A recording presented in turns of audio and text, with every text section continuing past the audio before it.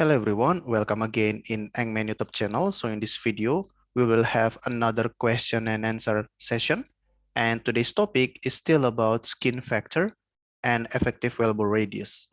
Okay, so we have our case right now. Let's read it together. So a well with hole diameter of 12 inches has a stimulated region of 40 inches deep. Okay, so now we have a stimulated well, and the permeability in the stimulation region is 10 times the original permeability. Okay, and now we need to calculate the skin factor and the effective wellbore radius. Okay, so previously we also have another case, but in the previous case it's about formation damage. Okay, so you can watch again the video and you know that in the case of formation damage, the effective wellbore radius shrink significantly. So if you have original well radius 0.5 feet with skin factor of 18, which is quite big, right? The effective wellbore radius is very small, which is 5 times 10 to the power of -9 in feet, right? So it's very small. And the permeability in the damaged zone is 1/10 of the undamaged zone. So with this permeability reduction, you will have high skin factor of 18, and it will make your wellbore radius, the effective wellbore radius, very small. Okay, so now we will compare this formation damage case with wellbore stimulation case. Okay, so again, we need to list down all the data. Well diameter again is 12 inches. And wellbore radius is of course 12 divided by 2. And we need to convert the inch to feet using convert formula. This one, colon, inch. All right, change it to feet, 0.5 feet. And this is not the damage thickness, but stimulated thickness. All right. Okay. And the stimulated thickness is 40 inches deep. And again, we need to convert the inch to feet. We can easily do that by copying this cell with the formula in it and paste it here. All right, so the stimulated thickness is 3.33 feet.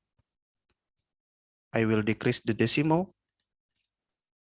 All right, and the ratio of the stimulated permeability and the original permeability is 10, right? The permeability in the stimulation region is 10 times the original permeability. All right, now we will calculate the skin factor, but first we need to calculate the skin radius. And the skin radius is the wellbore radius plus the stimulation penetration or stimulated thickness. Okay, 3.8 feet.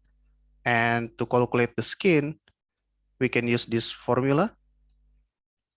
All right, please be careful. This is the original permeability divided by the stimulated permeability. Okay, so it will be 1 divided by this number. Okay, and then -1, close, multiply logarithmic natural of the skin radius divided by the wellbore radius. So 3.8 divided by 0.5. All right, so we can get skin factor of -2.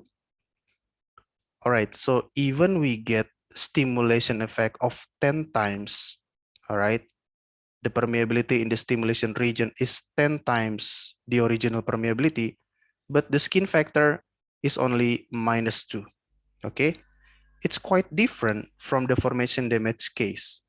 In formation damage case, with the reduction of 10 times, all right, the permeability in the damaged region is 1/10 of the undamaged zone, you will have skin factor of +18, all right, greater than 10. But here, we can only get -2. Okay, so now you can know and understand the distinction between formation damage and stimulation.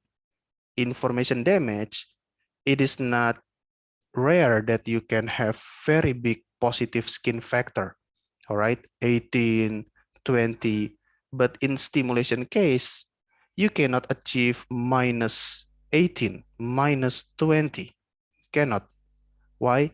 Yeah, because of the skin factor or the skin evolution will follow this concept or this phenomena.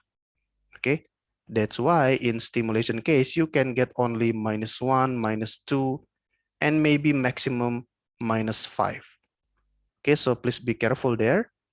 And now we need to calculate the wellbore radius using this formula. Okay, equal wellbore radius 0.5 multiplied by this one. All right, returns E raised to the power of a given number, open minus of -2, close. All right, so now the effective wellbore radius is 3.13 feet, okay, which is greater than the original wellbore radius of 0.5.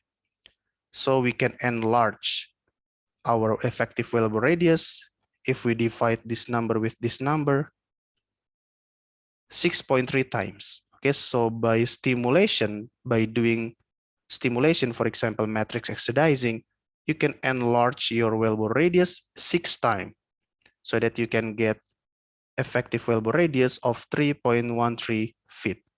Okay, and again, if we check the formation damage case here with skin factor already quite big, now the effective wellbore radius is very, very, very small.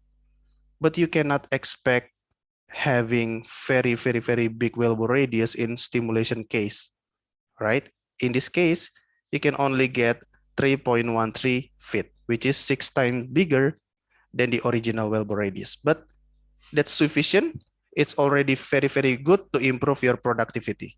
All right, so that's all. I hope you enjoyed the video. I hope the video is useful.